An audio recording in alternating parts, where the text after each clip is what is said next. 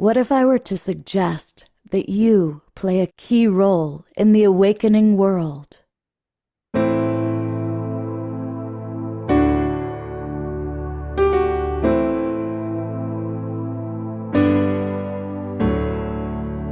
that you are because you have heard the call.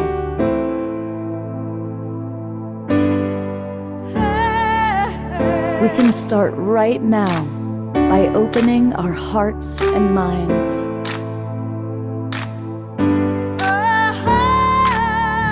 Welcome to the awakening world.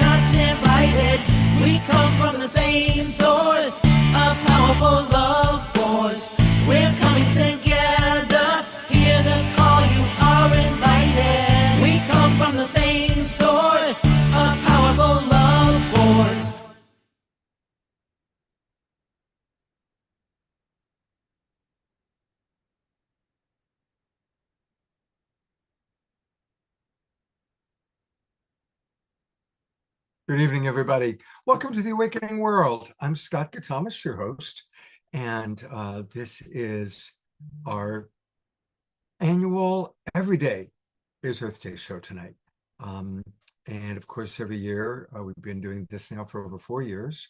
So we always celebrate Earth Day.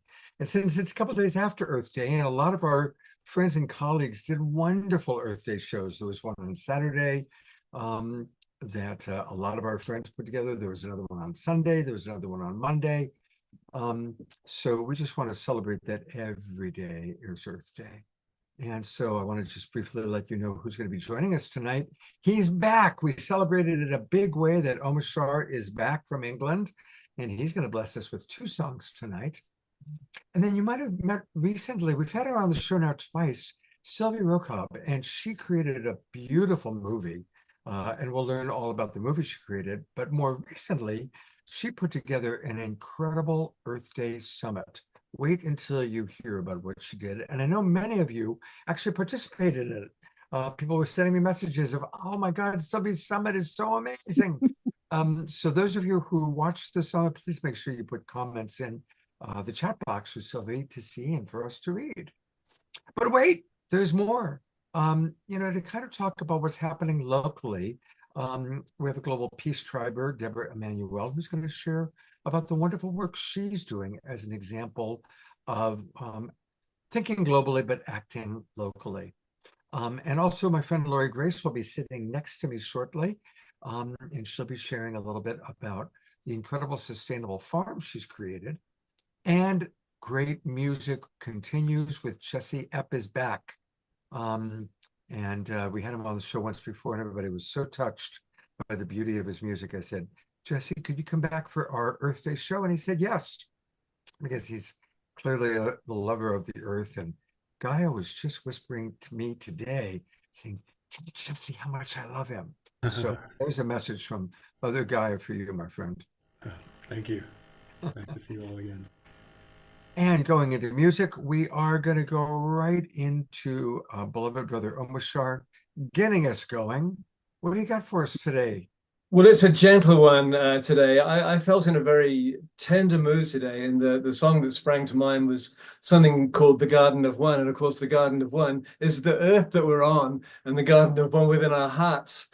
And so it's a gentle song, and maybe because of Eleanor, and she can only do the rocking chair thing. But before I continue, I would like to welcome Connie and Andrew, who are beaming in from Adelaide in Australia. G'day, mates. They are down by the Billabong, and I know that they are somewhere here. In fact, There they are. I just brought them on. Yeah.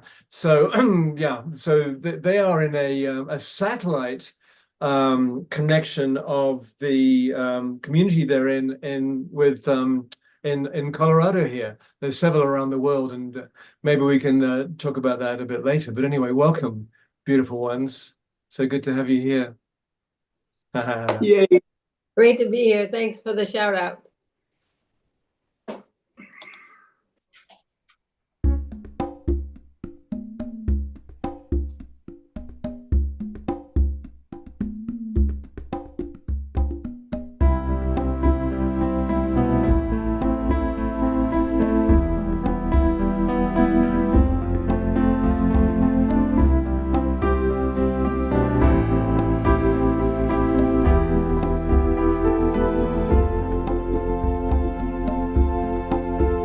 I am with you here inside.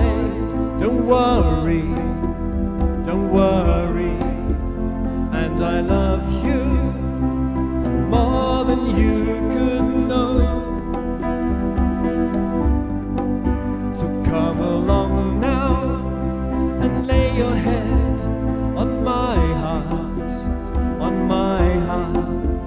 Close your eyes, dear, and rest a while in me.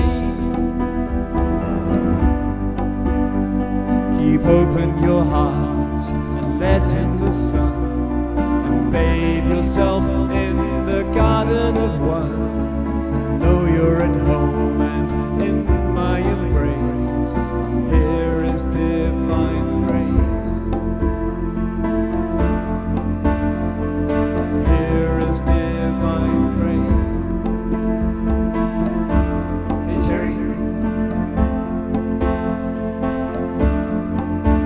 Now I ask you to take a step towards me, toward me. I can feel your longing to be home. So come along now and lay your head on my heart, on my heart. Close your eyes, dear, and rest a while in me.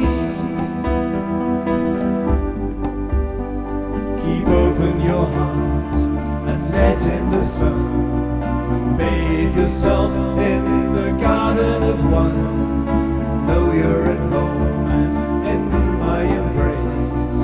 Here is divine grace. Here is divine grace.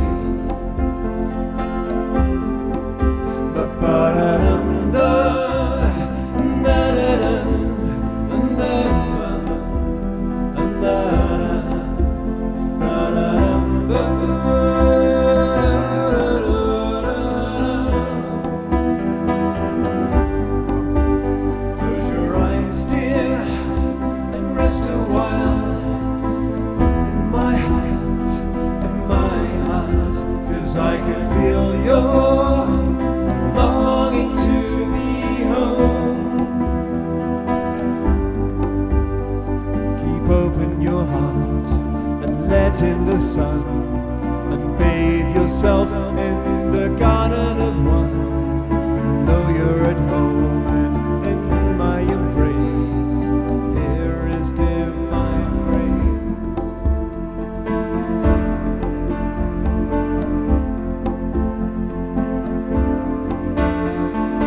Here is divine grace.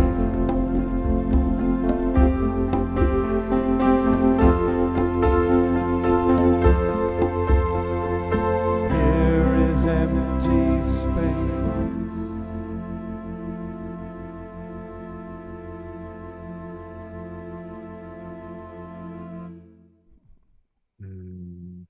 It's so good to have you back.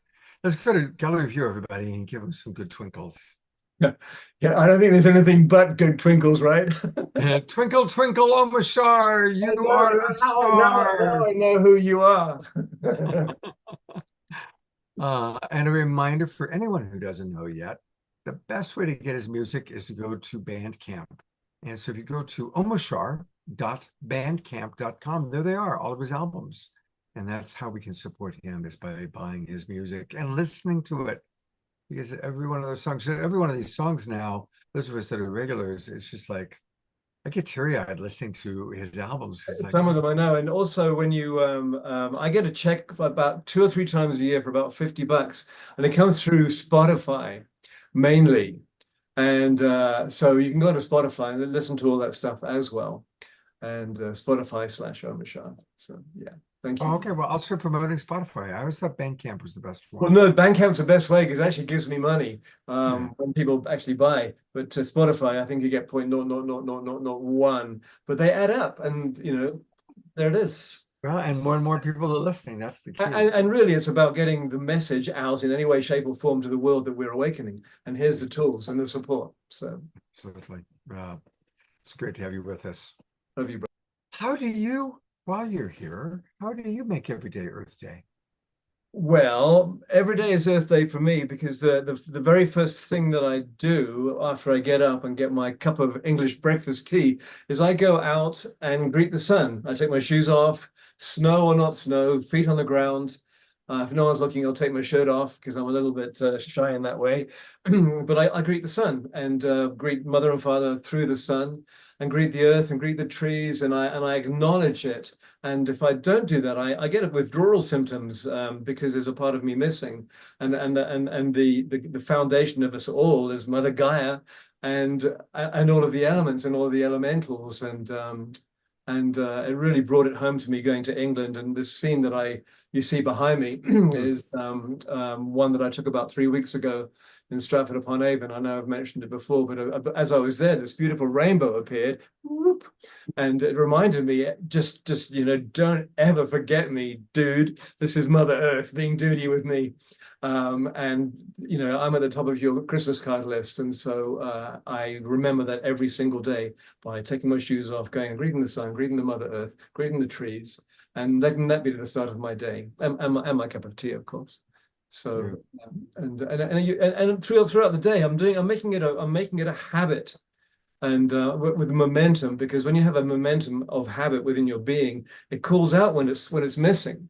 And so when I go walking in the mountains here, the Rocky Mountains, I'll go and hug a few trees, and there's some amazing rock formations here. It's all powerful, and that's how I remember every day as Earth Day. Yeah. Beautiful reminders. Thank you. And I'm sure many of our audience can relate to that. Yes. Absolutely. Well, speaking of our audience, I'm going to read a few comments and then bring up Sylvie. Richard just wrote, yes, we need that beautiful sun, spelled both ways, S-O-N-S-U-N. Terry Russo writes, I love the sun, and I agree about feeling withdrawal if we have too many cloudy days. Susan S., we have a few Susans with us. Susan S. writes, what a loving, heart-filled, beautiful song. Thank you, Omar Shah. I agree. And our dear Charlotte, I love the people who've been to both of our retreats, and that includes Charlotte and her sister. Charlotte writes, beautiful brother Omar Shah. Terry Russo, thank you, Omar Shah. And the next comment is from another Susan Bloomquist, who writes, hi, Sylvie. I participated in the Heart of Nature Summit this week, and it was aptly named. I found many presentations have real information and heart-centered relation with nature. I enjoyed your interviewing style as well. Well done. Well, Susan, I'm going to use that as our introduction for Sylvie, because we are really blessed to have kind of our keynote speaker tonight is Sylvie. Put together an entire summit with amazing presenters, Jane Fonda and Marianne Williamson and dozens of others. And Sylvie, well, first of all, congratulations. It's an incredible. Thank you. I'm so honored. Go ahead. Sorry. You will know, and tell us all about it. Tell us, how did it start? How did it go? Tell us all about it. So, it's a very long story made very short. Some of you on the call might be familiar, might have heard of my movie, Love Thy Nature. It turned out that the Buddha Fest, which Eric Forbes was running at the time, selected the film to be opening night at Buddha Fest in Washington, D.C. We really hit it off, befriended each other. And during COVID, Eric started doing all these summits. And, the film Love Thy Nature launched me to this world of doing nature mindfulness and teaching meditation and everything in nature, or bringing nature to your essence, right? The realization of nature being, as I like to call it.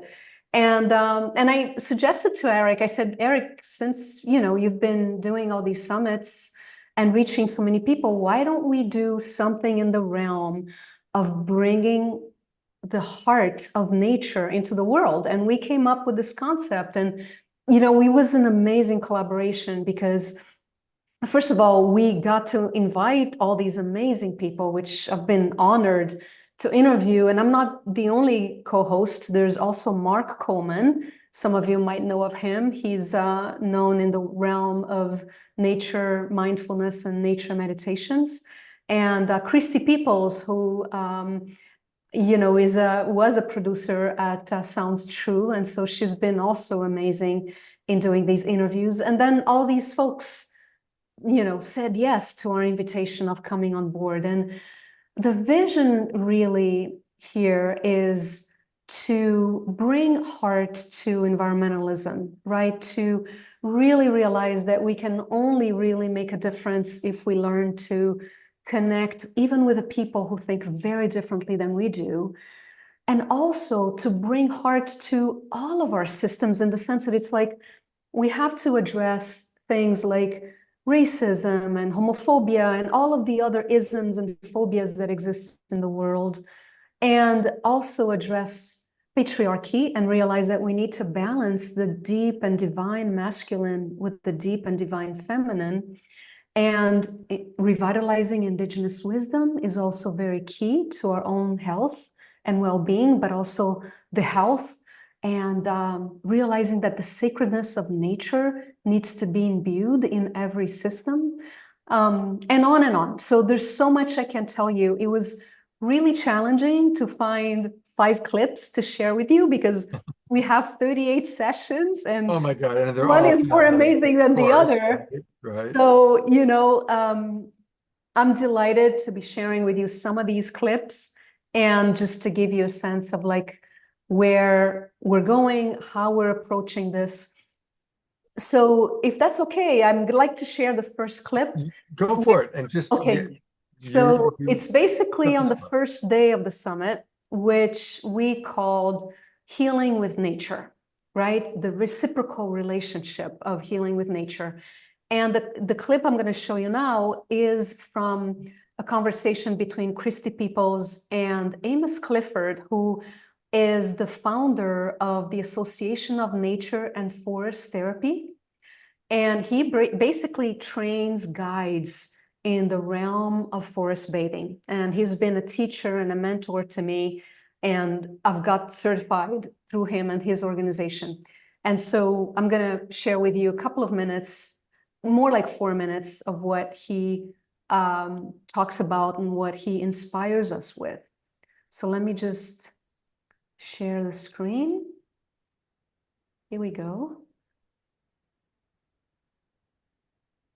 All right. With the heart of nature, a lot of that has to do with invitations that take us into a terrain that we call the imaginal world. Now, I need to be real clear. I'm not talking about imaginary, like a fantasy. I'm talking about a power, potency in our imaginative capacity that allows us to experience unseen parts of the world. So an example of that would be an invitation I might give a group is to find a tree that you just feel drawn to. And as you approach that tree, take your time, feel it, let it see you. When you come to the tree, what feels like the right place, the right distance, maybe introduce yourself. And when you listen, so you speak, when you listen, It's not just with your ears, it's with the whole of your being, but especially the region around your heart. And the response of the tree may not be words at all.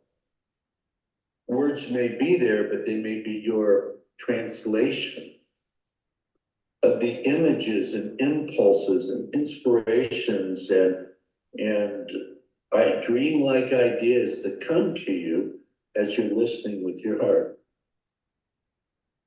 Perhaps ask the tree a question. Maybe there's a question that you haven't wanted to ask anyone. It feels too personal. One of the nice things about trees is they're not judgmental. They're not billing by the hour. They're not going to make a diagnosis. They're just going to be there and listen. Maybe there's just something that's on your mind that you want to talk about. And typically, people who do this, if we structure it in the guided walk, so that 10 or 15 minutes for this, and we come and we'll stand in a circle and give people a chance to briefly share what their experience was. Almost everybody, very, very few exceptions, almost everybody finds something of value in that. What I found in that over the years of practice is that communicative ability is centered in my heart. And the way I experience this is if you think of your heart as having a field that emanates out, and this field is an imaginal field, not imaginary, it's imagined. And as that field is emanating out, it's receiving impressions from all the world around us, from everything that's going on. This may be part of what's at the root of intuition. We're receiving impressions. Typically, we don't notice them. But if we're coming up to the tree also has its own field. The tree has its heart. It's not an organ like ours, but it has its essence. And when I speak of the heart, that's mostly what I'm talking about. The truth of the essence of who we are. It's like an eternal quality that we have that is everywhere in our bodies and beyond, but is centered in our. So this imaginal sphere that we're moving through the landscape, but encounters the same, the equivalent from the trees, from the stones, the rivers, the birds. And when we have that contact in our imaginal spheres, that's where some kind of change happens.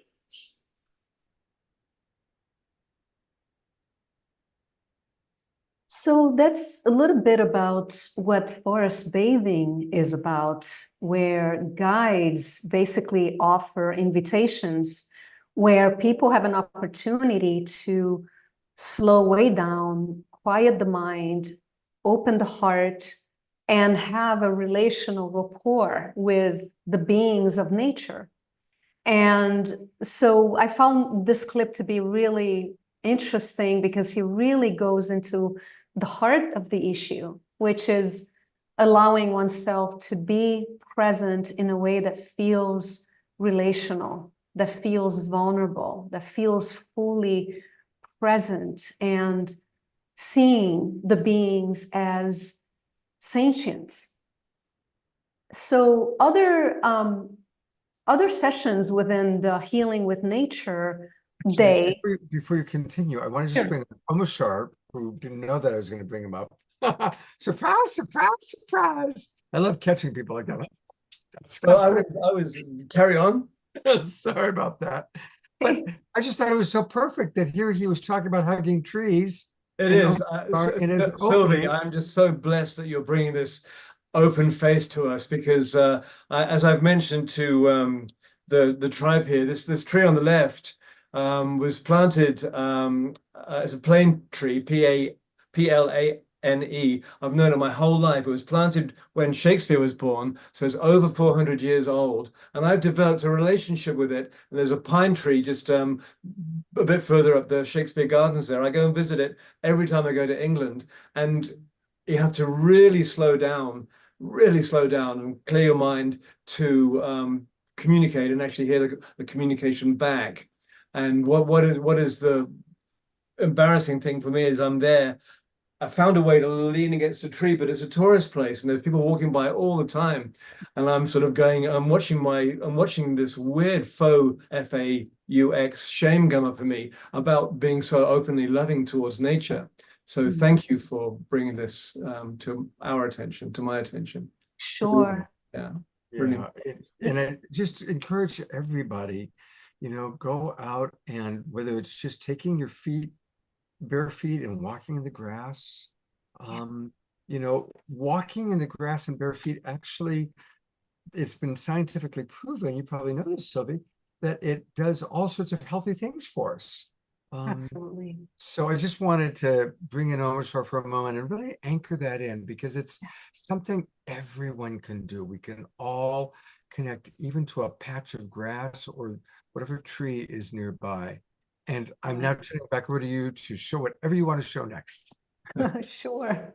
So I just want to say that there are a couple of days that I didn't have clips for, in the sense that it's like I didn't want to overwhelm you with clips, and we have 7 days for the summit.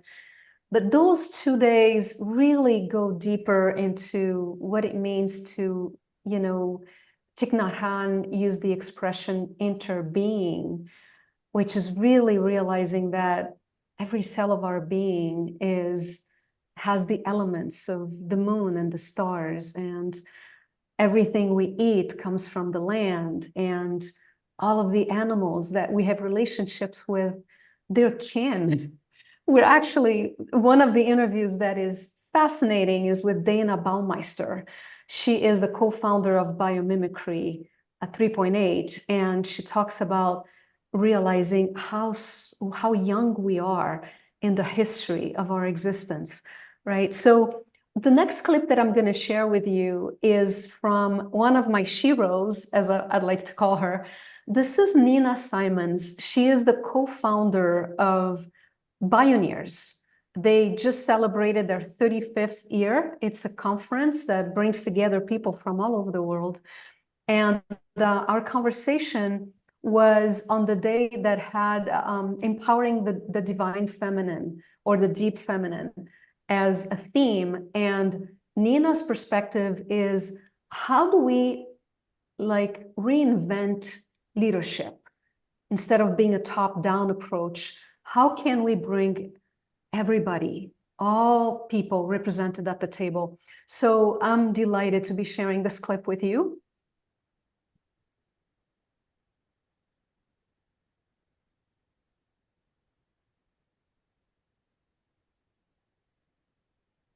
Here we go. As I have a funny expression to start.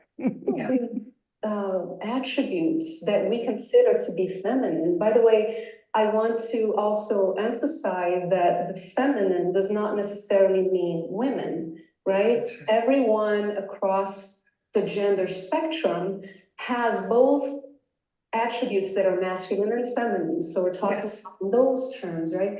Yes. So why is it that those attributes are so critical for effective leadership, whether it's personal, organizational, social, political, and in the natural world?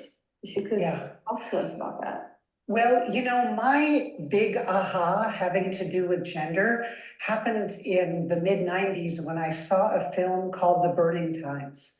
And part of what happened for me, Sylvie, is that I saw that it wasn't only having 7 generations witness the systematic persecution and torture and burning of women for the supposed crime of being witches, but that all of our social systems in Europe at that time transformed from the purview of the, quote, feminine or the yin to the purview of the masculine.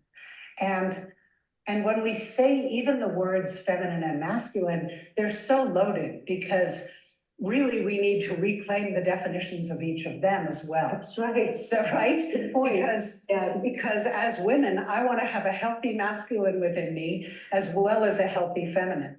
Right. And, you know, and all the ancient wisdom traditions spoke of the value of, you know, our fullest human potential being the balanced masculine and feminine.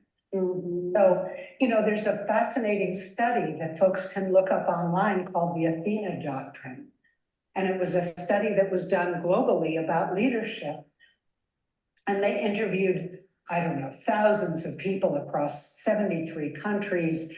And what they came up with was that fully 66% of their respondents said the world would be a healthier, better, more equitable place if more people led like women.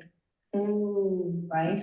So I think the truth is we have had a perverted version of the masculine that has been goal-oriented, it's been power over, it's been dominating, it's been force rather than seduction.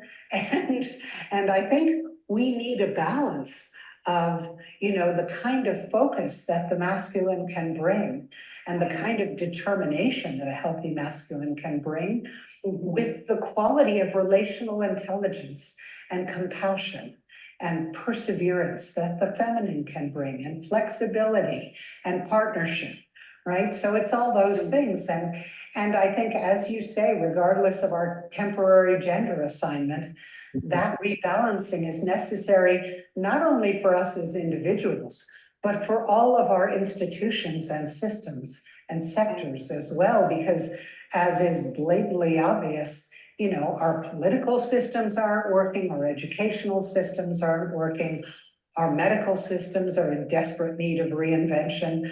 Everything about our civilizational lives is ready for reinvention. And we need that reinvention with the full partnership of the yin and the yang, entwined and interdependent. All right. So, totally I mean, agree. any Totally. thoughts or any questions or, yeah, Yeah, I'm gonna read a couple of comments, but I totally agree. sure. As a tall white man, I want to say I have learned through my life that God, I wish women had been given the power to lead, because us guys, we have blown it in a big way. We really have. And you know, when I worked with Al Gore, and he said that what they've learned in charity, always give the money to the grandmothers, because the grandmothers will make sure that the money is best utilized. You know, and it's really true. It's like, it's time to let the grandmothers lead, not the grandfathers. We got two grandfathers, old men running for president again. Let's get the grandmothers in there. Yeah. Yeah.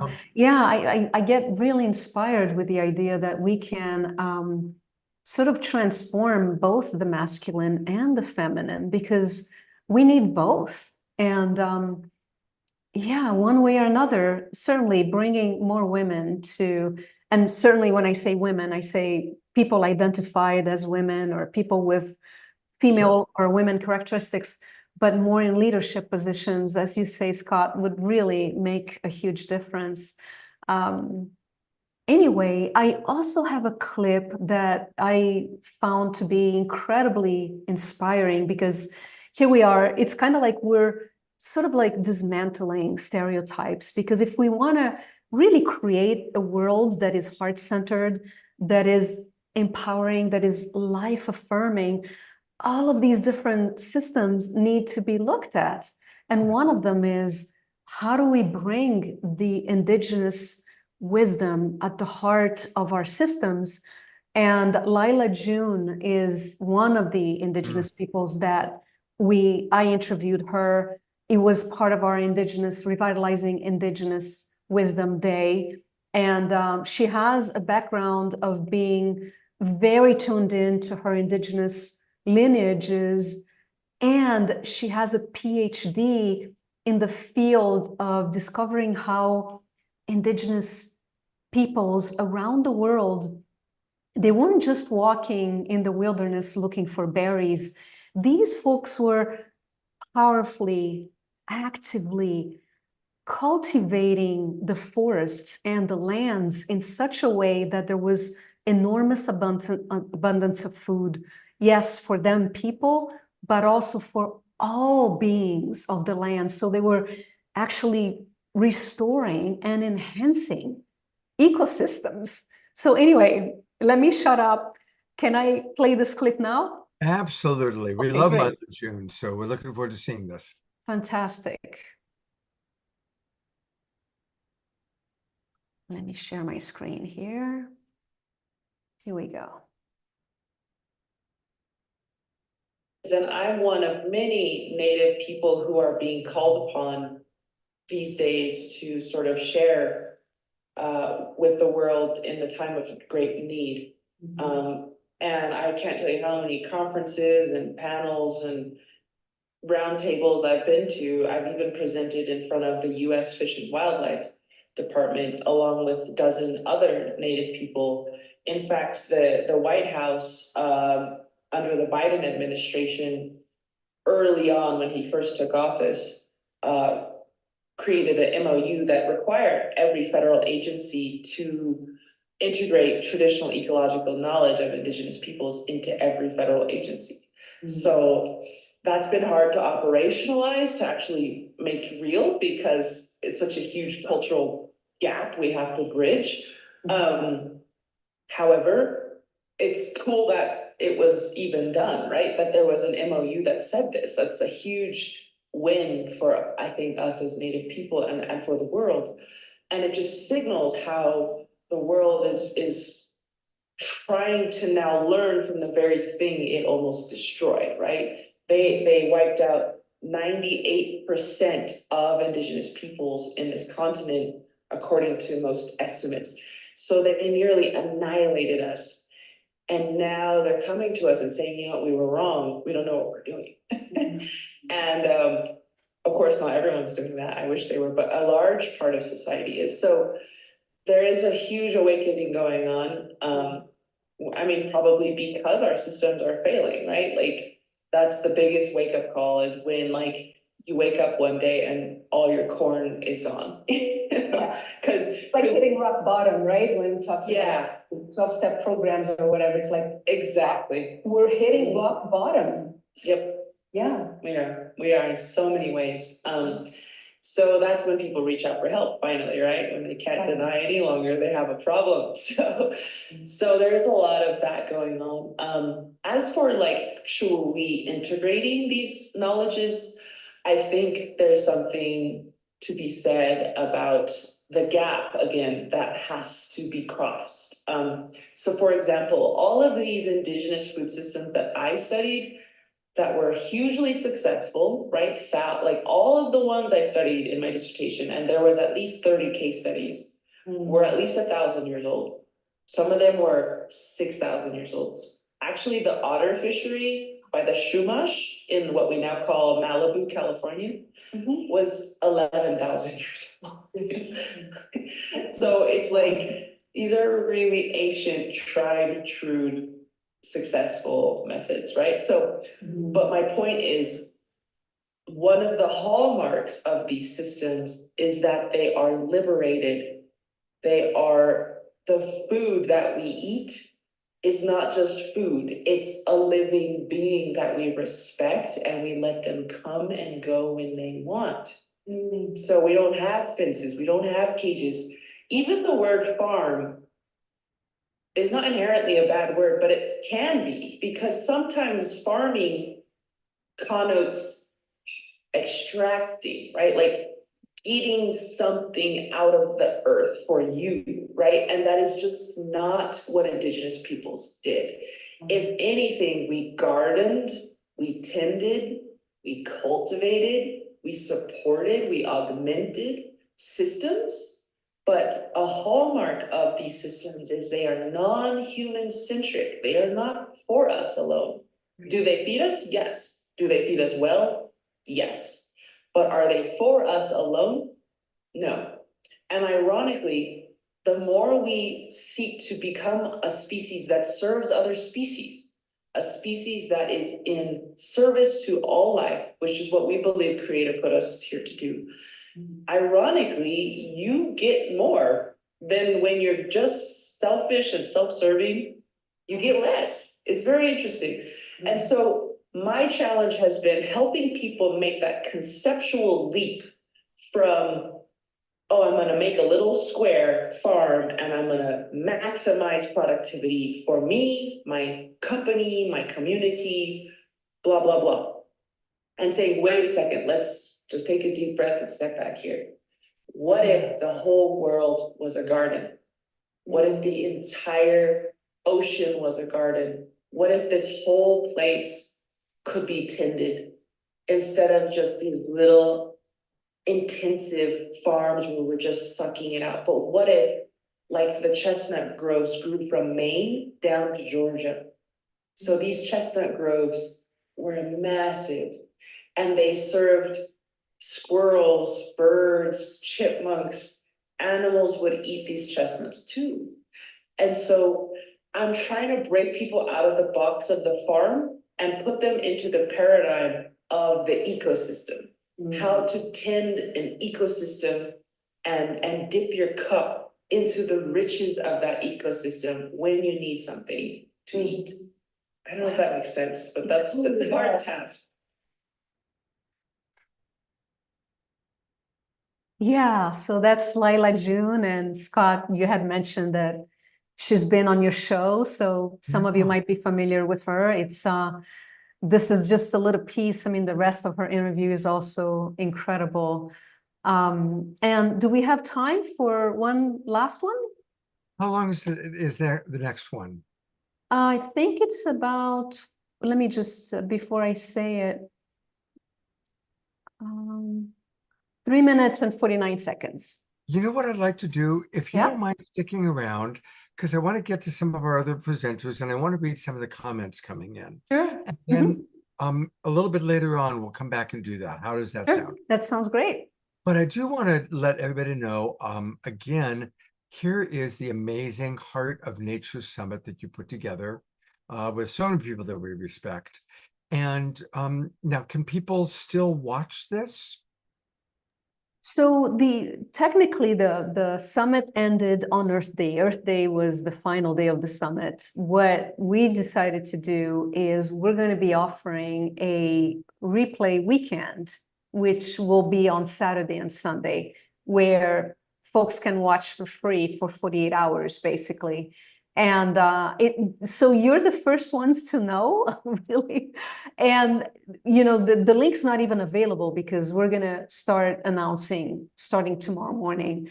And that being said, going to heartofnaturesummit.com, tomorrow you will be able actually, you know, let me just rephrase that.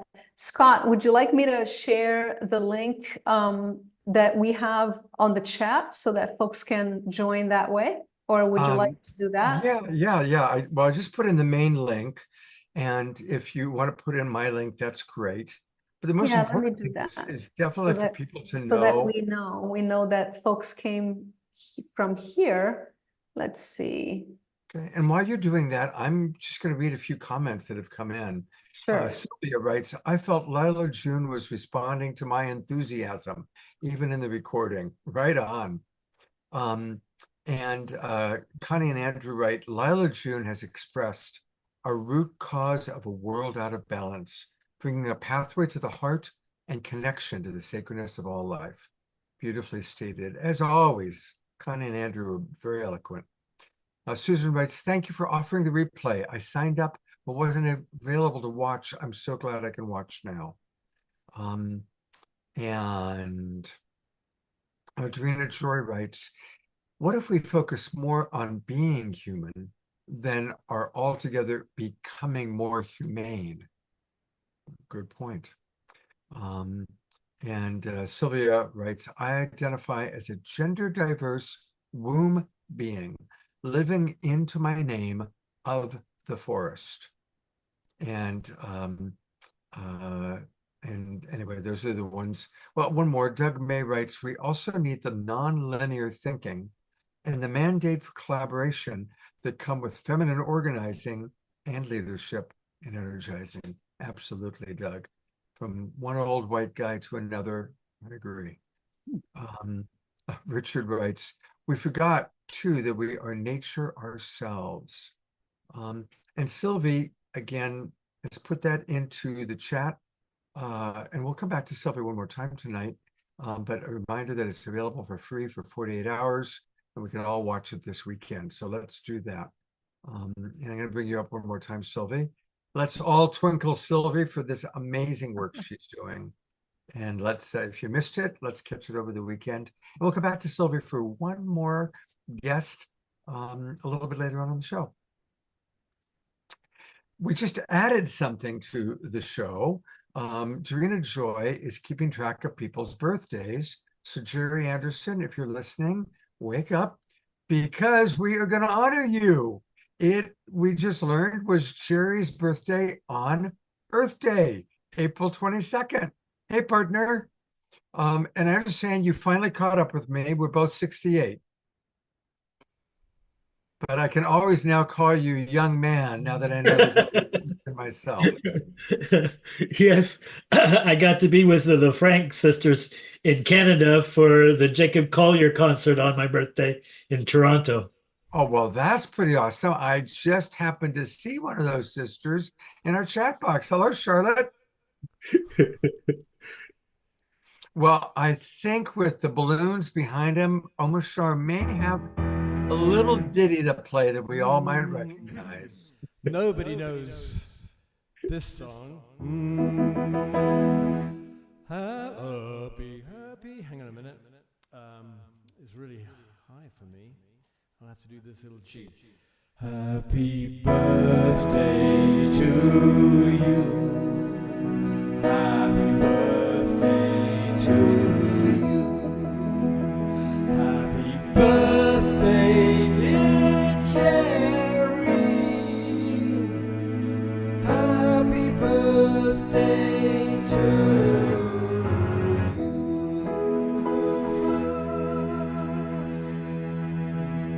We love you, brother. Thank you. In the Global Peace Tribe tradition, on a person's birthday, you're going to share your vision for the next year, this new cycle around the sun that just began. What do you want to see you personally experiencing over these next 365 days? Well, my main focus and drive and mission at this time is the Mystic Monastery, bringing a legacy to our planet that can last for centuries and centuries, especially driven for what I say 5 words. They're highly sensitive, empathic, mature souls that are looking for a sanctuary on planet Earth. All right, so everybody, let's hold that vision.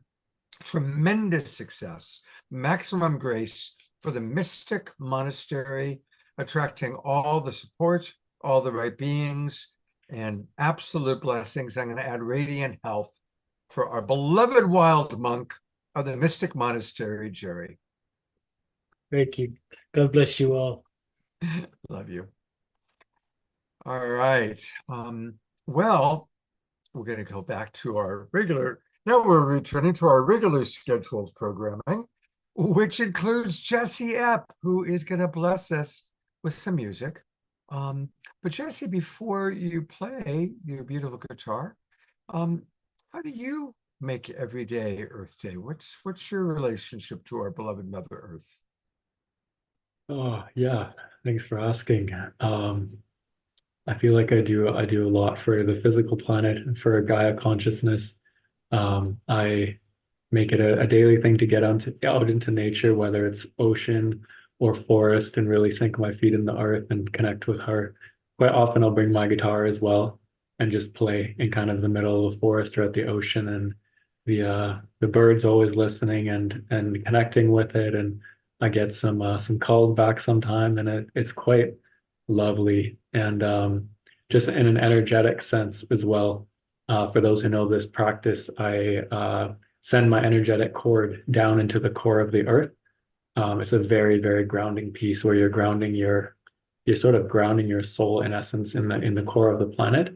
So you're like sending your core down and you feel it connect almost like you're plugging a socket like into a wall outlet, and then it connects. And then I feel that connection, and then it's there, and you can feel her like the Sacred Mother, and she's with you. And I really, really resonated with one of the videos when they were talking about the grandmother energy.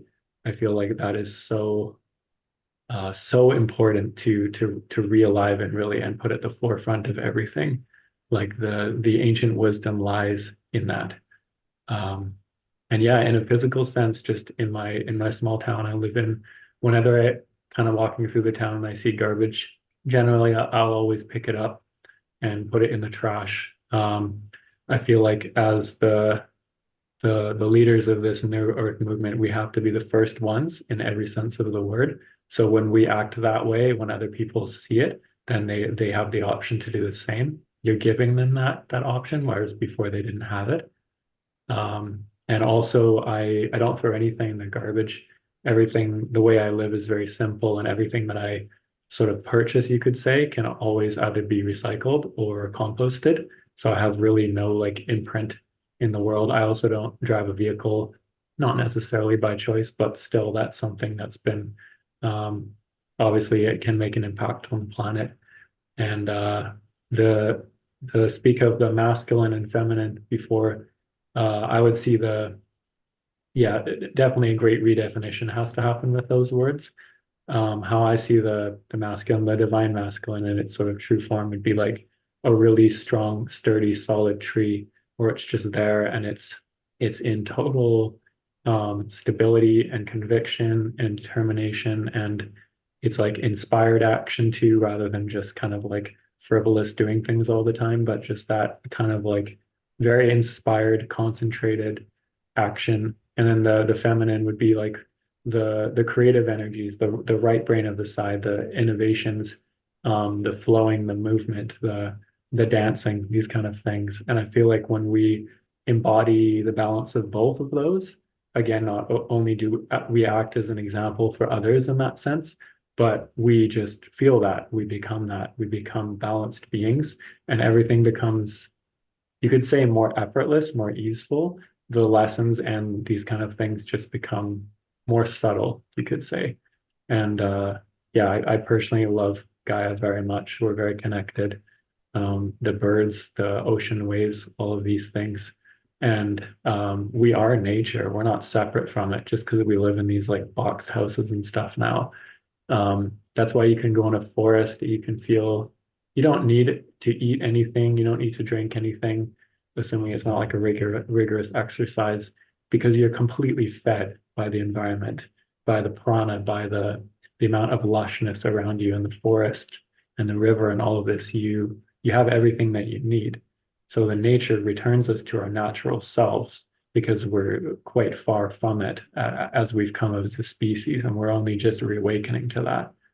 I also think Corona was a big sort of like impact on the world, where there were those few days where those videos were shown that the humans weren't doing their things and the world just blossomed, like the earth herself. The skies cleared, the oceans, all the things within days. So it's just, that became a very obvious thing for humanity. I think that they were, humans were the sort of like, the cause of all that, essentially. And when we learn to reawaken that connection with nature, really be with the animals as well, the animal consciousness, the non-physical earth spirits as well, like the elementals. It's a beautiful thing, and we're only just beginning this journey. So, yeah. Wow, beautifully stated. Absolutely beautifully stated. And thank you.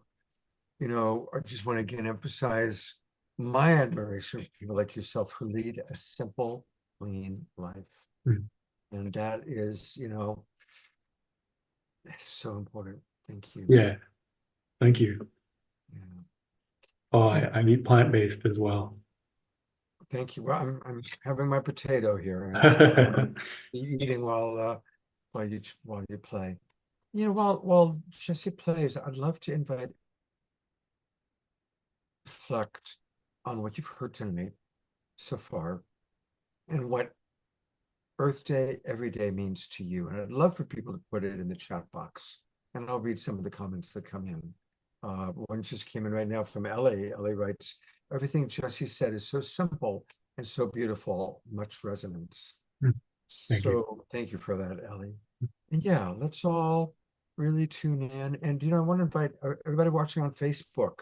What you can do is you can send, or you can join us, go to globalpeacetribe.com, join us, and you'll get the Zoom room link, come on in. Or you can send a message to me on Facebook. I'm the only Scott Katamas on the planet. Easy to find me, send me a message and I'll read your messages. Send it to me as a Facebook message and Messenger, and I'll read your messages. But as we're listening to the beautiful music, and it's a gift we're about to hear this music from Jesse, it's very spirit driven.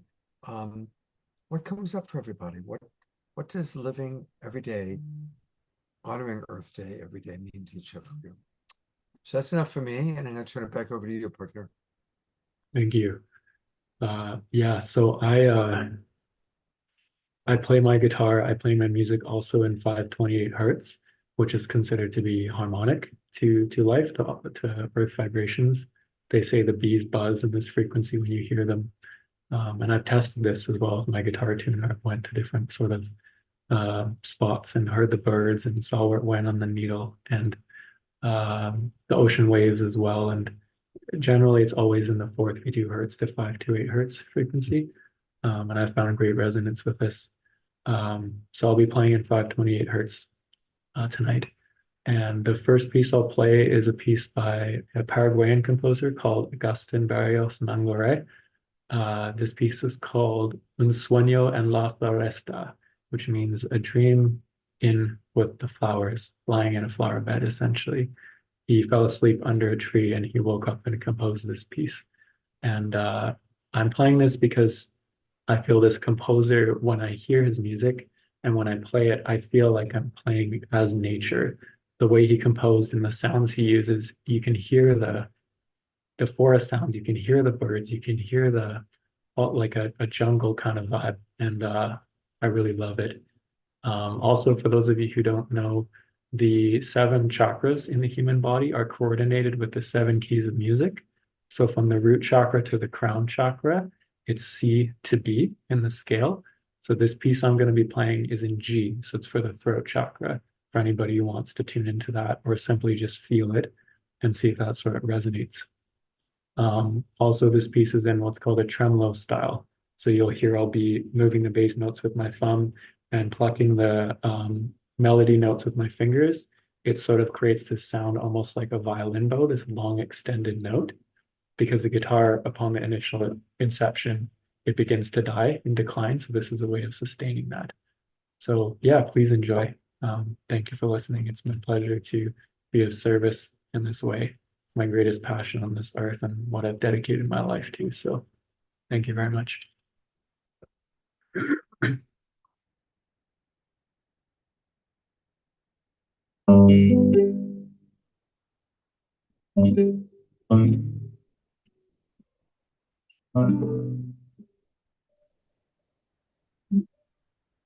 Jesse, did you turn your original sound off? Thanks for the reminder. I'll start that again.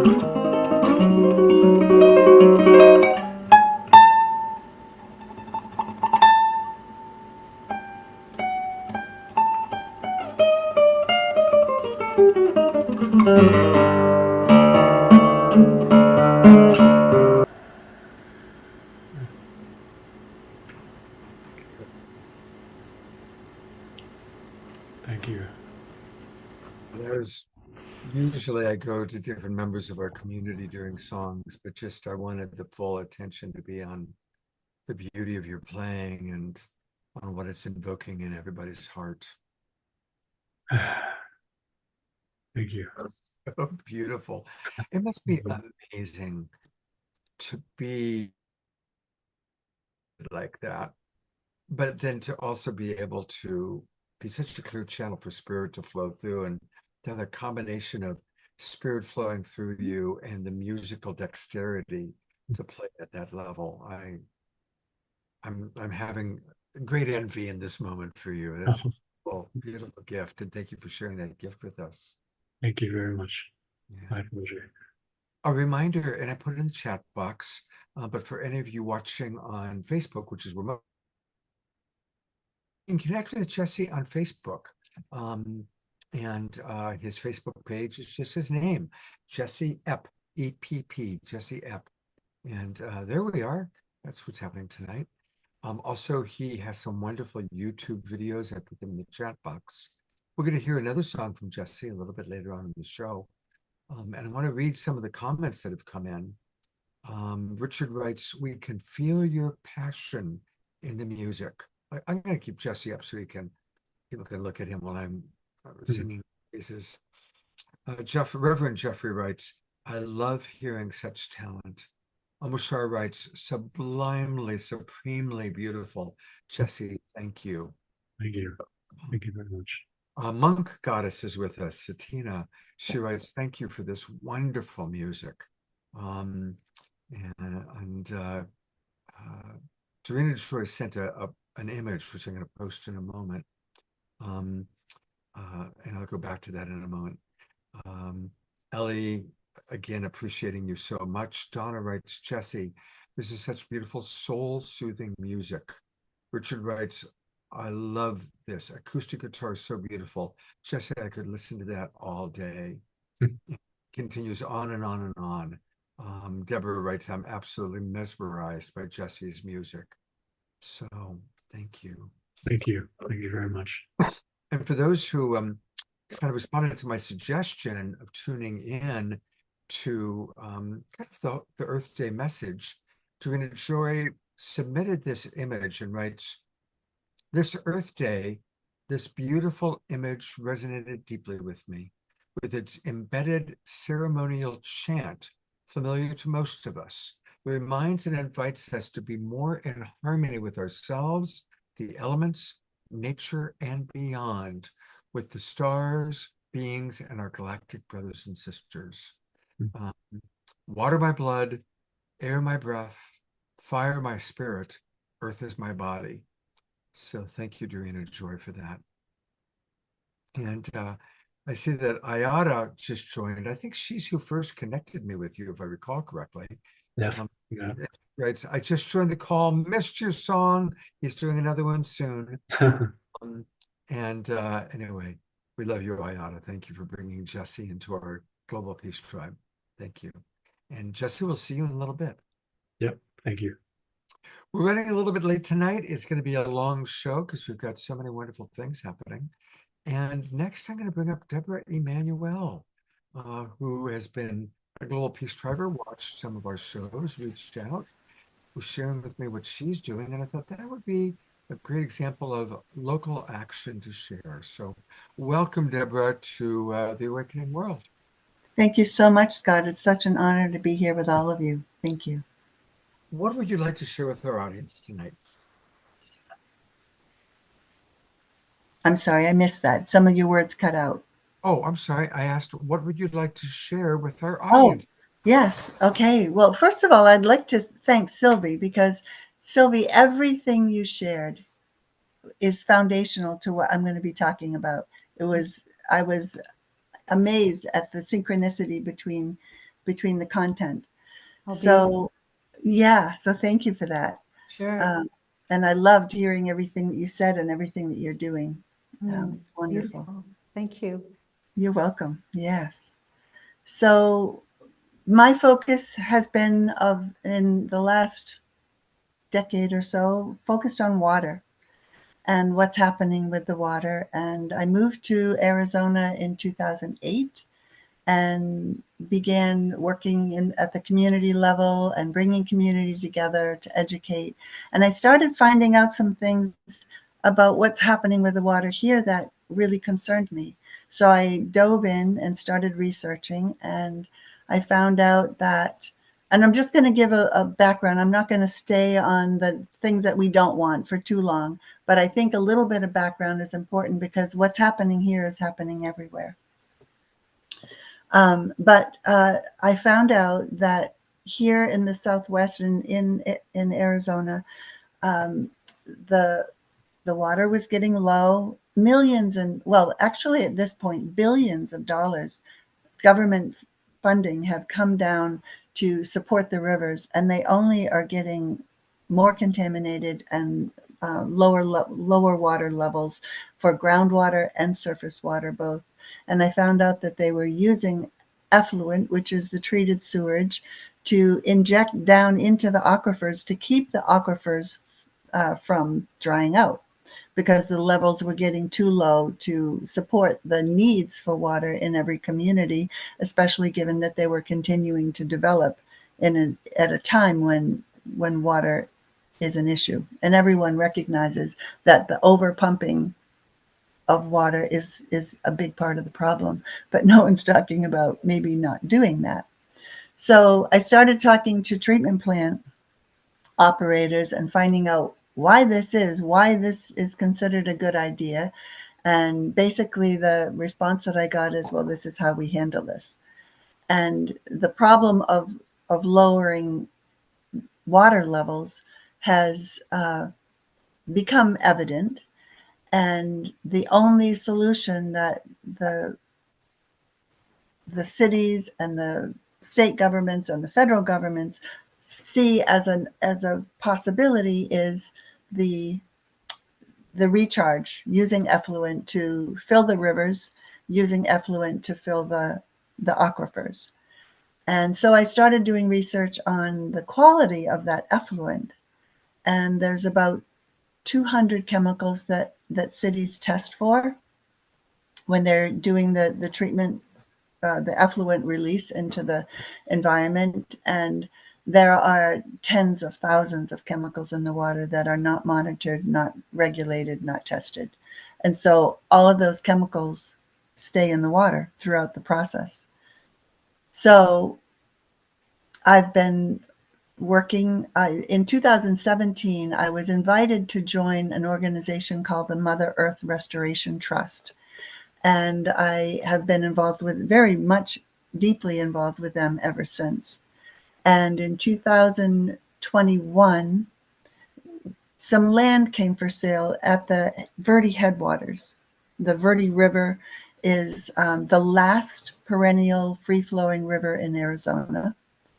And the headwaters for that river, where the Mother Earth births that river, the land for that came up for sale, and we were asked to purchase it to create a perpetual conservation area to support the longevity, the perpetuity of the Verde River.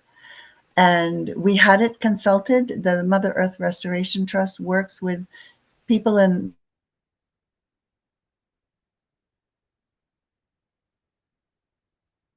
for peoples in the heart of the world and who have Earth. They know, they remember the old original agreements. Those original agreements basically were that Mother Earth and all of the elements would supply everything that humanity needs. And in return, because one of the laws, the natural laws of the universe are reciprocity and complementarity, so we agreed in the origins that we would care for the Earth. And that would perpetuate the ability for Mother Earth and the elements to supply everything that we need. Well, clearly Mother Earth and the elements have fulfilled their part of that agreement, and humanity has fallen short in a huge way. So, so to go back to the peoples in the heart of the world, the 4 tribes, they said They consulted, they checked in with the Verde River and the headwaters here, and they said, this river is in danger. And so we were able, through very many generous people, we were able to make that purchase, to purchase the 42.7 acres. And our goal is to have a perpetual conservation area. Part of the problem with that, part of the challenge, I'll say, is that the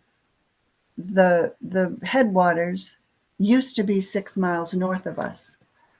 And the Verde headwaters are fed by two different aquifers. One is the Little Chino Aquifer, which is about 20% of the flow of the Verde, and the other 80% of the flow of the Verde is dependent on the Big Chino Aquifer, which is not on the property that we have purchased.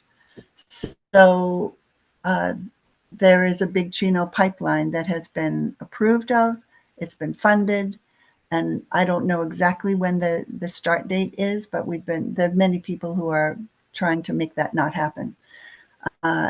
And if that happens and the Big Chino pipeline begins to pipe water from the Big Chino Aquifer into southern Arizona and other areas in Arizona, that the Verde River base levels will drop much more than they already are. So, what we know to be true is that Mother Earth is obviously a feminine being. Water is a feminine being. And that's basically, like everyone has said, it's not about masculine and feminine, because we all have negative charges, electrons in us. So we all have the same amount of electrons, which are negatively charged particles that are the embodiment of the feminine principles. And the positively charged particles within us are the masculine principles, the embodiment of that. So as I learned everything that I was learning about the river, it was very upsetting to me to find out all that was happening. And so I went to the Verde River one day, and I sat and I just felt her, and I asked her, this wasn't planned, but it's the question that came out of me was, how can you flow so consistently with such amazing grace every day, with everything that's going on, with all of this chaos that's happening in the world and with the waters? And she seemed surprised by my question, but she just very clearly said, well, this is who I am. This is what I do.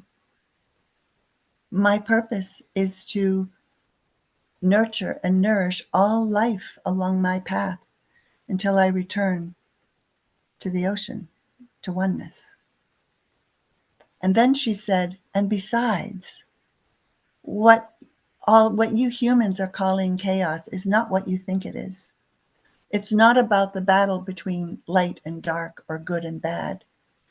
It is because of the lack of honoring of the feminine qualities, the feminine principles of reciprocity and complementarity and compassion and caring. And she said that imbalance that has been created by humanity on this planet has created a hole in the cosmos that has thrown the entire web of life out of balance. And so what is needed most for rebalancing are those feminine principles coming from each of our hearts. We take care of what we love. Wendell Berry said that, and I love that quotation. When we come back to recognizing that we have the same percentage of water within our own being as Mother Earth does. And when we purify our own inner waters by purifying our thoughts, our emotions, our actions, which are sacred. Every thought, every word, every action is sacred. And we can work on purifying our own inner waters. And one of the rituals that I've started doing is every night before I go to bed, I I honor the waters within me, the feminine energies that I carry, and going into my own womb and really honoring the energy of creation within me. And then every morning I honor the sun and I open to allow that sunlight to come into my inner waters and purify them. The sun still holds the masculine, the original masculine principles. And that is the healed masculine. That is the passion and the fire of the pure masculine energy. And when we allow ourselves to open and allow that sunlight to enter into for women, into our wombs, for men, all of the empty spaces between the subatomic particles are like a womb space. It's the unified field. That space can be purified. And since you're up, I'm assuming that my time is done. That went fast. Is so beautiful. It is just beautiful. And I put it into the chat box, but for everybody watching on Facebook or our broadcast partners, there is a GoFundMe that I really want to encourage us all to support. I'll make a donation. I'll even accept the cookies. Thank you, Scott. You're welcome. And to find it, just go to GoFundMe and type in Verde River Headwaters. If you type that in, you'll find it. Verde River Headwaters. Let's all donate. I'm going to put, again, the link is in the chat box for everybody. And Deborah, this is such a wonderful example of how you've really taking something that's important, that's local, and working with it. And it's not easy. It's so hard working against big organizations, water districts and politicians. So I respect you, because that's hard work. And it's not usually easily, quickly fulfilling. It's usually a long, long battle with many stops and starts. We are making some amazing progress as far as clearing the contaminants from the river. I won't be able to get into that tonight, but that could be maybe another show, because that's very promising and it's very exciting. And because stay with us, and you can put that in the chat box. Definitely share more if there's anything that you've got documentation to put in the chat box. I'm sure that people would love to see that. Okay. Thank you so much. Oh, thank you, Deborah. And I'm sorry that we've just got so much. We still have Jane Fonda. I know. And we also have coming in is my good friend Lori Grace. And you've seen Lori on the show a few times before, kind of coming in and out because of the background. But I got to keep the background up, because otherwise you're going to see my messy bedroom.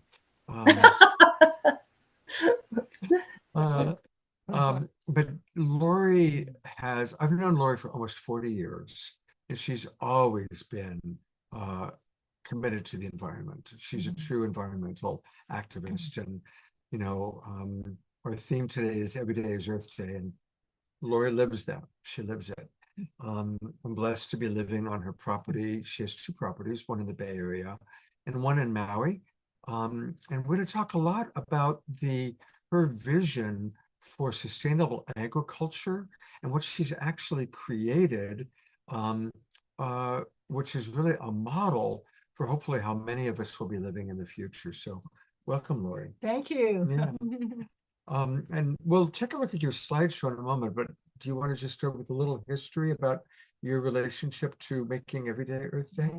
Well, like Deborah, I also feel a deep connection with Mother Earth and with the land, and also with the ocean. And my place is in Maui. So I have created a farm, not only organic and permaculture based, but also a farm that we are raising food and seeking to not depend anymore on food flown in from the mainland.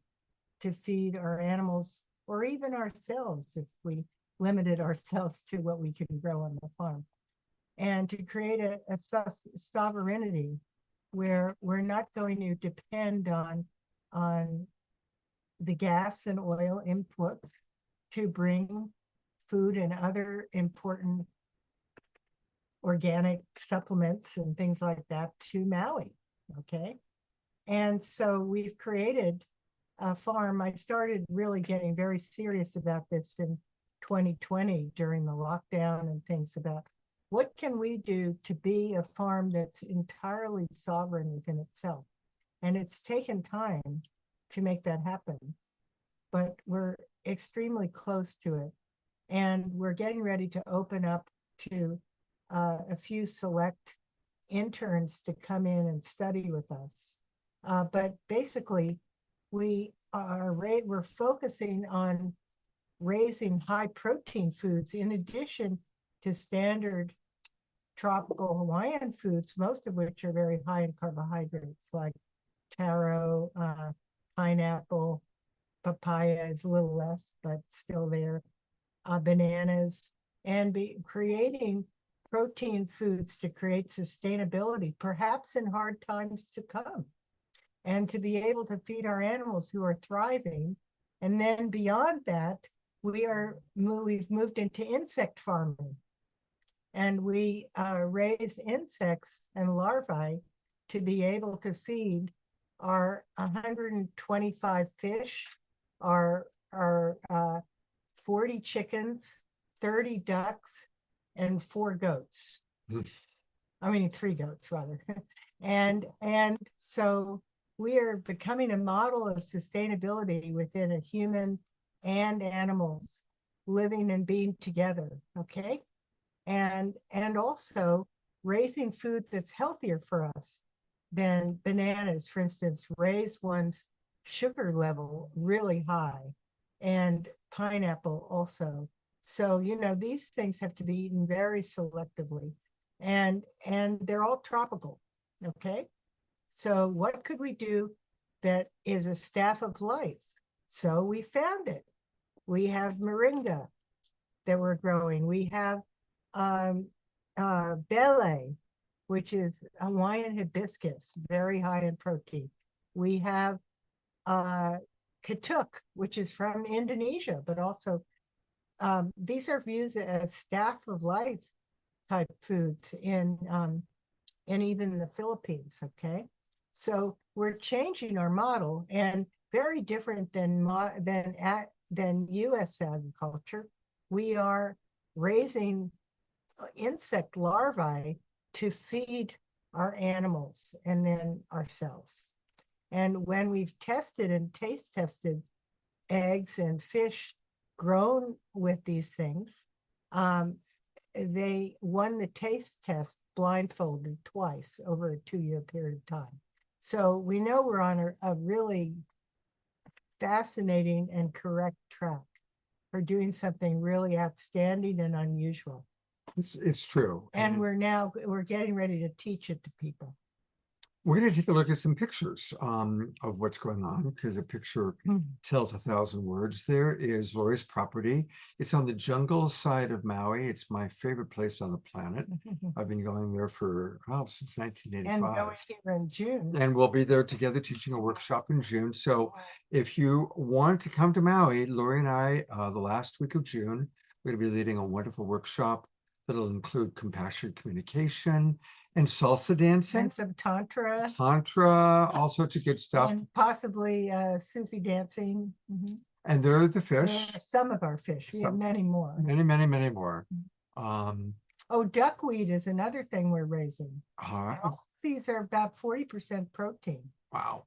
I'm going to put this PDF, by the way, in the chat box so people can watch These it. are greenhouses where we're raising food. Look at that lettuce. Look at how gorgeous and green that is. And all organic, and they are fed by our well water and fish waste. I see it's completely sustainable. Now, what are these? These are our aquaponic tanks, and we've recently added a low-income aquaponic tank, which you don't see here because it's recent. but we wanted to create models for people who don't have much money, who want to create some level of sustainability, even in their own backyards. And this this low income one, which I don't have a picture of right now, is an example of what you can do for $500, and you can raise 25 fish. That's incredible. Yeah. All right, we're going to go back to see a little bit more. And there are the fish again. And again, she raises the larvae, soldier fly larvae, to feed the fish. So it's all a beautiful, beautiful cycle. Right, exactly. But there's a lot of And really good. the with the chicken, then let's pause there.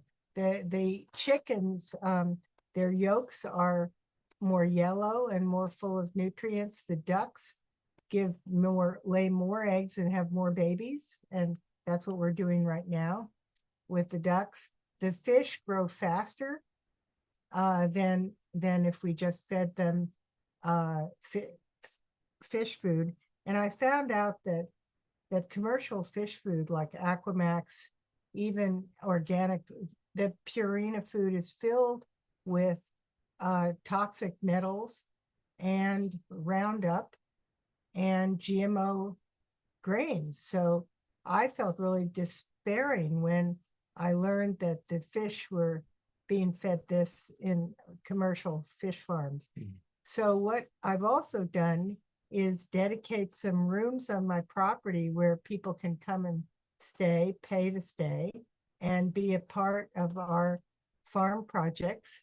And they get to learn about all the different animals in the sea that are badly impacted, sadly, by overfishing, which is really everywhere on our planet. So I'm trying to show that by creating our own fish farm, we're stepping out of the racket of overfishing, and we are taking responsibility to create healthy fish. And now shortly we're going to move into teaching it. Wow. Yeah. Wow. Well, thank you, Lori, for the amazing work you're doing. I'm going to take just a couple of pictures. To go Yeah, we're going to go through more pictures. Don't Oh, worry. yeah. Don't worry, we're not Okay. done yet. So this is a picture. If you look carefully, you can see little black pupae. These are the ones that are going to turn into soldier flies. And then you can see the white ones, which are younger. And when a soldier fly becomes a fly, they don't bite, they don't eat food. So they're very clean.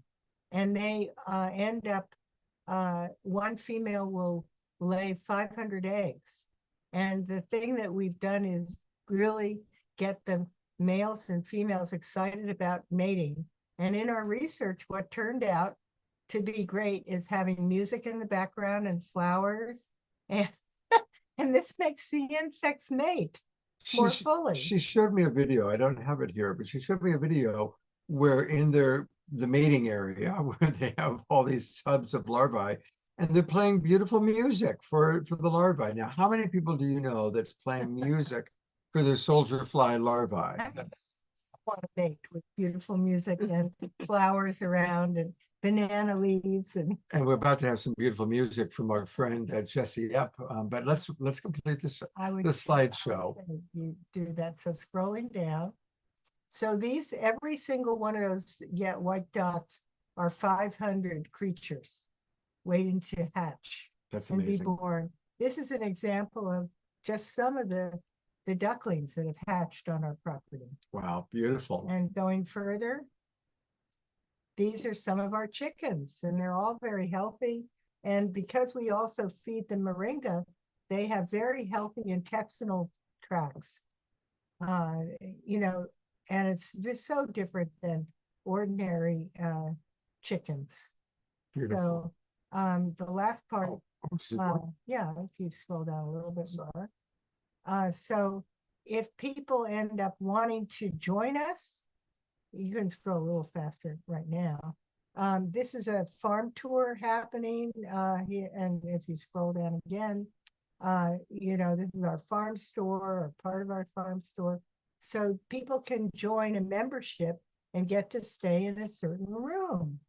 And they contribute some money and to our nonprofit and to our research center. Okay, and then so it's really very strictly nonprofit and research. So all of these animals are challenged by human beings, and we really want to help the ocean as well as the land. I love some of these, the ways that you put it, and all the different membership levels. And I, as I say, I've been staying at Haleakua since 1985. It's the most beautiful place on the planet, with waterfalls, pools, hot tubs, incredible views in the jungle of Maui. It's on the jungle side. Here's all about Lori's story, which is a wonderful, wonderful story, working with the Marine Mammal Center, saving babies, Sea lions. So I'm going to put this PDF into the chat box so everybody can read it on their own. And any last thoughts? They can also contact either me or Haleakua if they are actually, probably would be better to contact me if people are interested in some level of internship. Okay. And I mean, it is a course, you have to pay something for it, and you get to stay in a cabin and donate through work. You're working online, hands-on learning. And do you want as people well. to email you or call you? Call.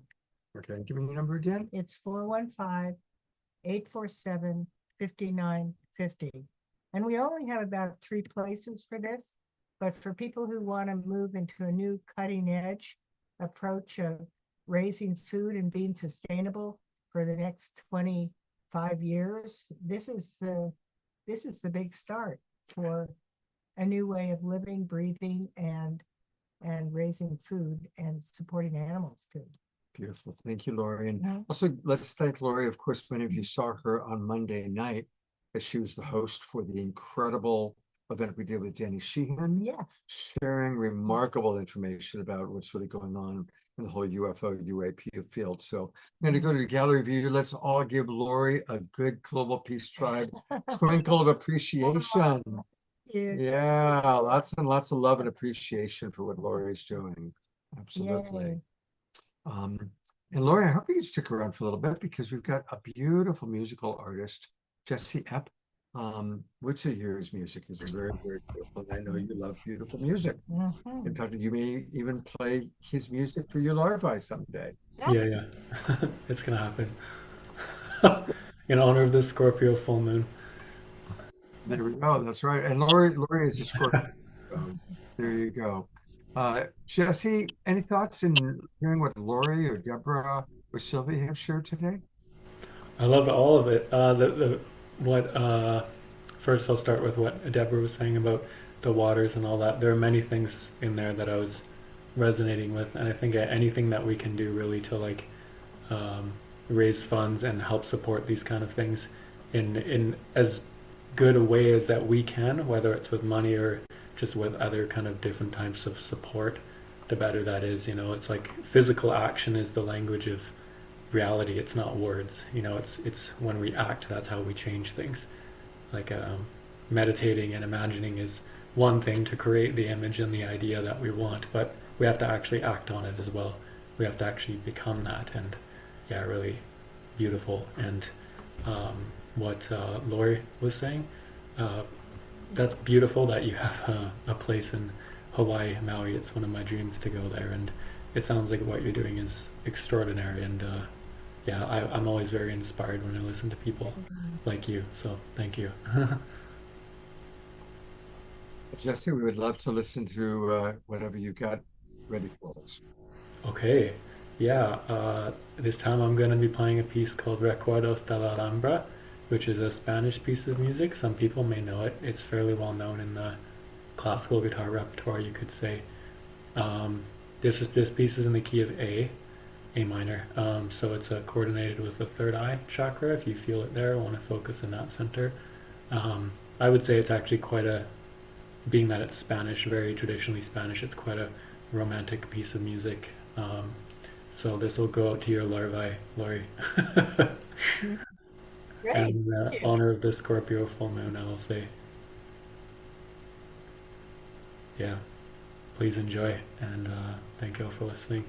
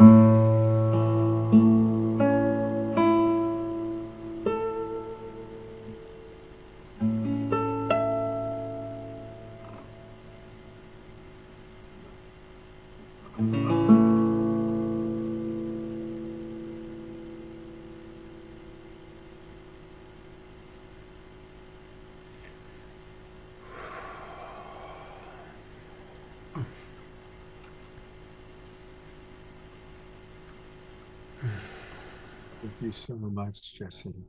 And of course, again, I'm going to go to Gallery Viewer, and I'll just send him some heartfelt appreciation and twinkles. Thank you. Absolutely amazing. There she is. There's Lori. Thank you so much. Wow.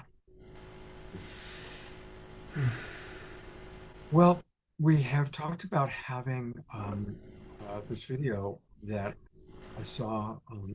Jane Fonda was part of Sylvie's summit, and I went online and I found this beautiful video of Jane. Many of you have heard me talk about that. I had the good fortune for 11 years. Every summer, I was at Jane Fonda's ranch in Santa Barbara, where I helped to create a performing arts camp for young people. And she's an incredible woman, one of the most incredible people I've ever known. And here is what Jane has to say about Earth Day every day. When I first became an activist in 1970, it was the women that I met that really changed my life. They were people who showed up in a different way. They were like embodied compassion. Being with them was like looking through a keyhole at the world we were fighting for. And I just thought, I want to be like them. You know, I was a movie star already, but they were real, and they were different than any of the people that I had spent my life with, and I was 32 years old. So that was really when I feel my life began.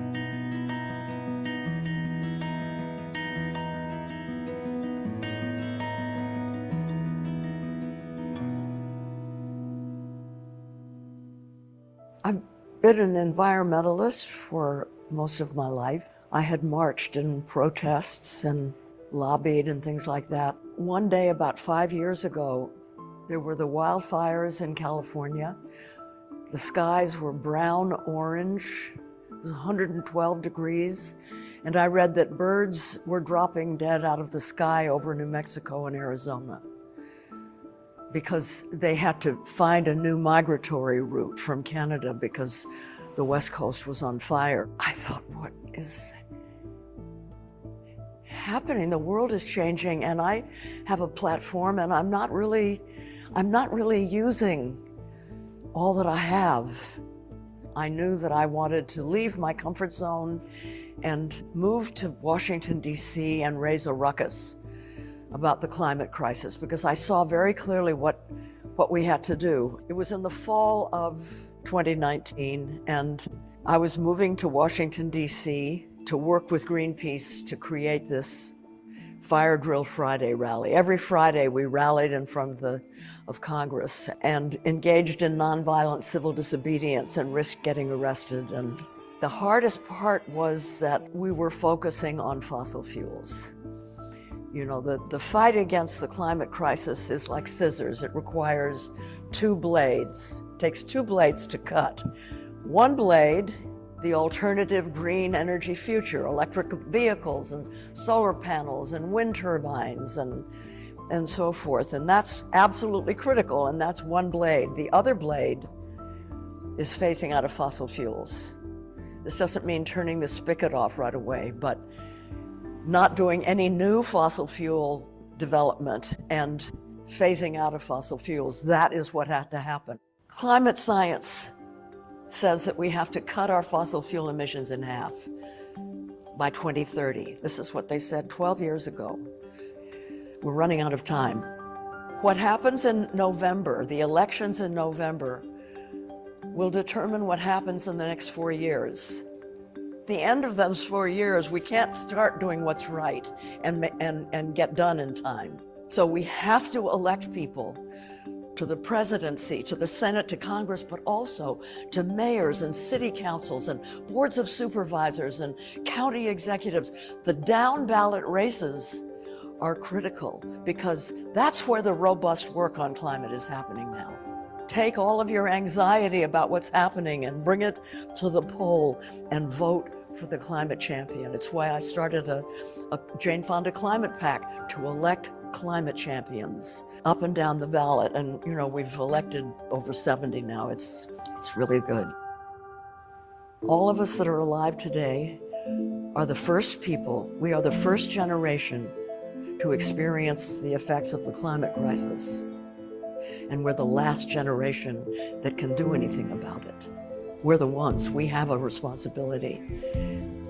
And so that is why everything else that I care about, democracy, safety, economic equality, justice, all those things are going to be very, very hard to achieve if we don't have a stable climate.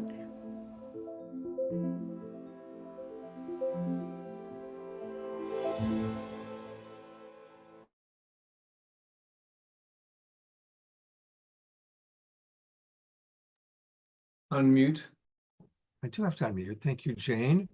I love that. She is such an amazing woman. She really is.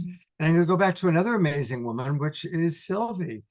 Thank you, Sylvie, for sticking around. Of course, it's my pleasure. I'm delighted that you share the clip from Jane, because I was just awed interviewing her, simply because, I mean, forget the part about her being an icon. She's just so full of heart and authenticity and vulnerability and energy. Like, she was talking to us about how incredibly powerful it was for her to get out of depression to actually start being active. So because you were sharing a clip from Jane today, I thought, I'm not going to share a clip from Jane, but I wanted to leave you all with a clip that is really beautiful, fascinating in my perspective, because it's the story of what the Amazon rainforest does to the rest of our planet. And that's the 4-minute clip that I was telling you about, Scott. So should I go ahead and share that? Please do. Awesome. Let me just cue it up real quick. Alrighty.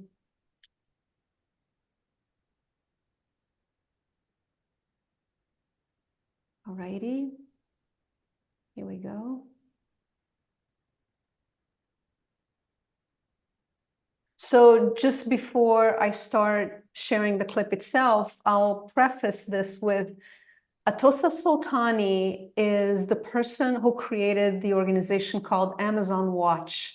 This was 23 years ago, and the name came to her immediately like a spirit download when she had a bullhorn, basically like speaking the truth to the president of Brazil at the time, who was claiming to be an environmentalist, and it was BS. And by saying to the press, I am with, and then she came up with the name Amazon Watch, her whole career of defending the Amazon and connecting with indigenous peoples, like something like 33 tribes. She's been doing work with the United Nations. She has been at government levels in several countries and doing extraordinary work. I'm honored to call her a friend and a dear, dear, dear colleague. So I'll share a little piece of my interview with her. On the ground with trusted relationships with these indigenous nations. So here I am today. Wow, it's 33 years later. The work you're doing is really amazing. And for the folks on this call, and when you think of like so many people around the world, they might think, well, the Amazon's so distant from where I live, why should I even care? And at the very beginning, like, decades ago, we used to hear, well, the Amazon is the lungs of the world, right? Because of the oxygen it produces and all of that. But more recently, and actually it's one of the reasons that I had the idea, let's bring you to this conversation, because more recently scientists are saying the Amazon is not only the lungs of the world, it's actually the heart of the world. And so I would love for you to explain to us, what does that mean?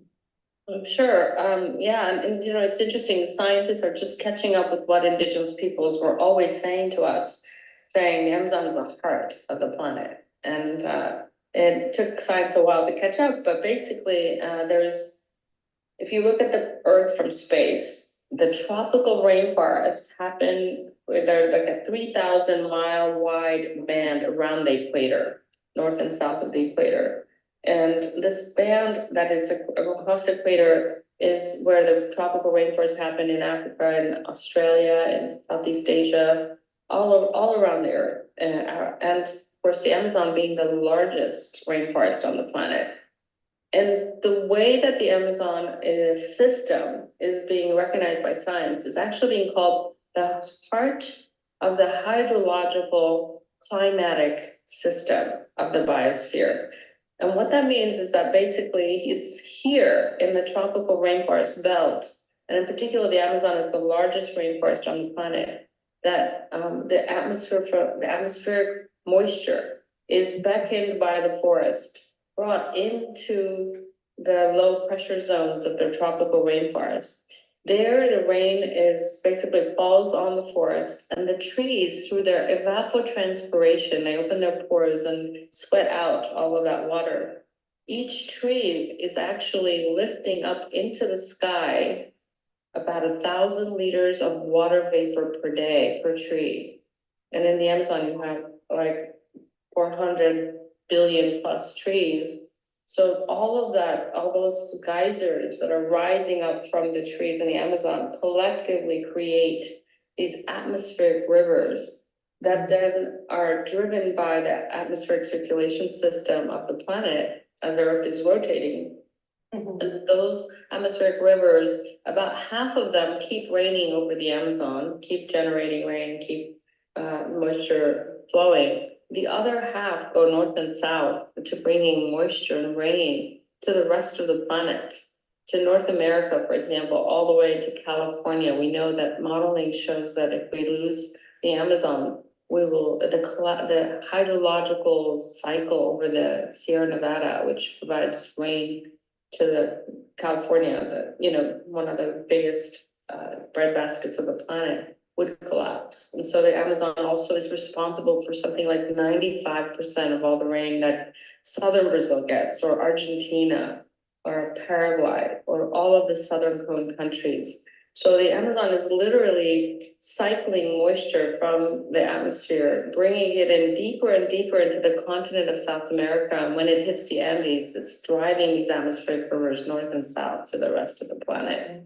Just to give you the size of the scale, the Amazon River, in terms of scale, of course, it's the largest rainforest, and the basin basically cycles 20% of all the fresh water on the planet. We're talking about an area the size of the United States that covers 9 countries.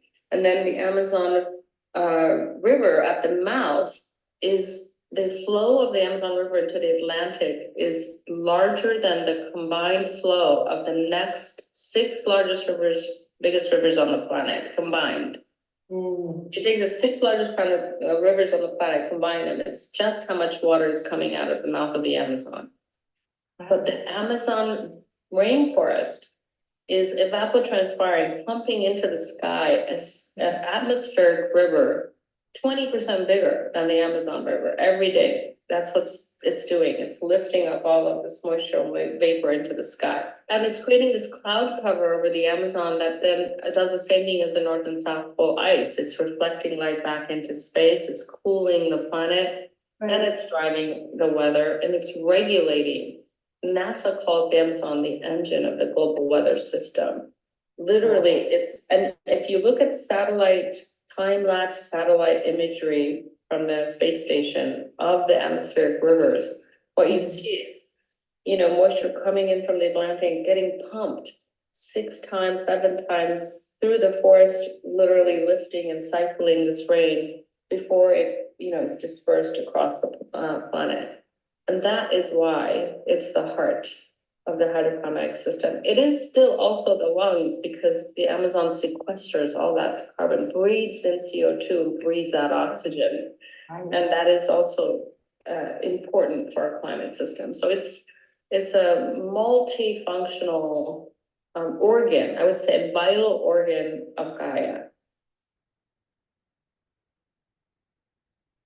Yeah, folks, so that's Atossa Soltani, and basically I thought it was fascinating to really learn and understand how the rain that we get here in California actually comes from the Amazon, and the importance of preserving and restoring the Amazon, because we're basically right at the edge of the tipping point. The Amazon needs to be restored. And so she goes into details of how they're doing that and how everybody can contribute and help through the many organizations that are helping. And the other thing that she said that I felt was really important is the awareness that it's important to both act locally and act globally, right? So there's a balance, sort of like we try to do what's important in our own community.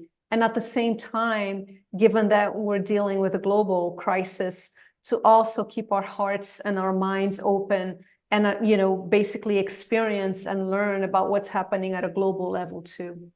So that's basically the heart of nature. There's much, much more to it, and everything from personal health all the way to planetary health, and with a heart being and compassion being at the center of it.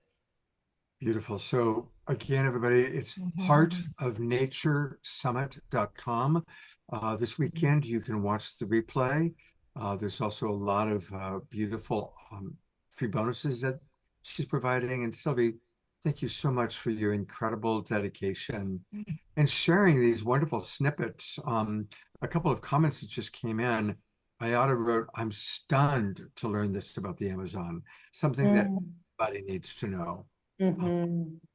Beautiful, Ayara. Thank you for saying that. Yeah, I'm from Brazil, and I was surprised myself. I didn't realize the level at which, the rains and the atmospheric rivers are basically giving us water all over the globe. That to me was a huge realization too. It's amazing. Sylvie, I know we're going to have you hopefully on the show again. I would love to. Lori Grace is still here. Thank you, Lori. Thank you. Yes, thank you. Deborah. And I want to, we're going to close the Omoshar song in a moment, but just a reminder, this Saturday night, we have another wonderful show planned. Kurt Kruger, who's in the office right now, in the audience, is going to be part of our show Saturday night. And with some other wonderful presenters, Mirabai Devi, Rena Angela Wynn, and lots of great music. Of course, Omoshar and a new friend, Michael Shervat. And then we will conclude. We'll come back to doing our KES group healings now to conclude. And it's all about our visions for creating an awakening world. Oh, and Dr. Marty Casey. How could I forget Marty? So please join us on Saturday night. Please share with your friends. Let's grow our global peace tribe. And much love, everybody. I'm going to turn it over to beloved brother Omoshar.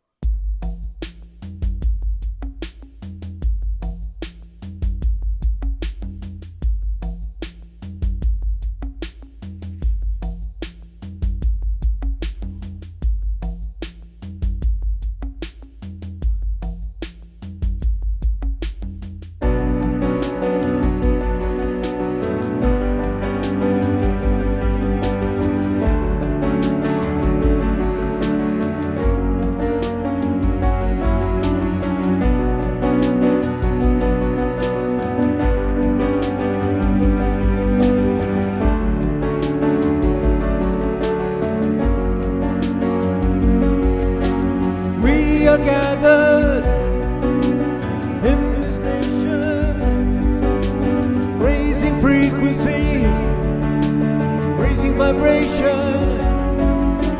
Hearts are open, hands together, loving each other, sisters and brothers. What we are is light in form, and light in form will lift us all. So don't give up on walking tall. The time is now, so heed the call and wake up to the light of this new day. Because we are the heart of our world, the light in our world.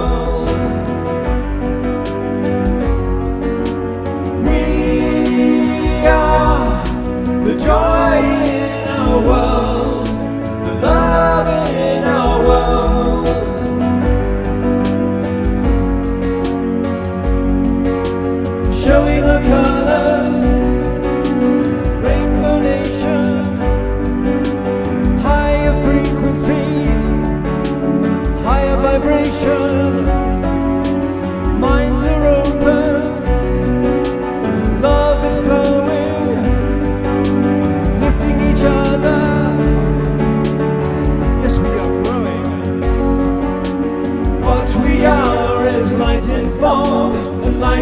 walk will lift us all. So don't give up on walking tall. The time is now, so heed the call, and wake up to the light of this new day.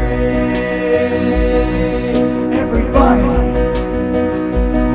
because we are the heart of our world, the light in our world.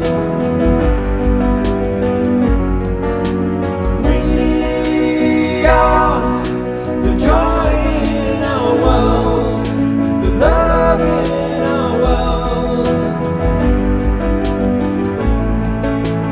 We are the heart of our world, the light in our world. We are the joy in our world, the love in our world.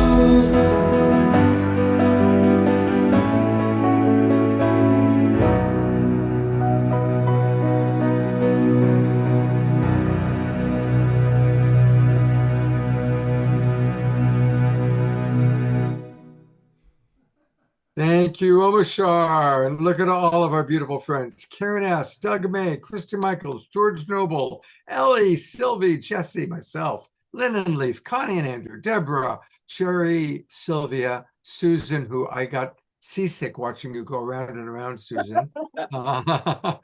Ayada, Eleanor, Joy. and of course, the magnificent Omashar. And see, that's why you turn on your cameras. You get Scott to mention your name and acknowledge you. So thank you so much. I hope that this has been an inspiring show for everybody. It sure has been for me. It's a reminder, and I just appreciate everything that everyone's doing, whether it's Jesse and Omashar raising consciousness through their music, Sylvie and her summit, Lori and her sustainable farming, Deborah and her activism to get fresh water in her home area. And each and every one of you, all of you are making contributions in your own unique ways. So thank you for that. And if you missed the UFO show with Danny on Monday night, make sure you watch the recording. We sent it out in the email today. And you can also just go to our YouTube channel and you'll find it there. It's quite amazing. And I love each and every one of you, and I look forward to seeing you on Saturday night. Have a great couple of evenings, and thank you again, everybody. Take care and much love. Yes, Jesse's music too.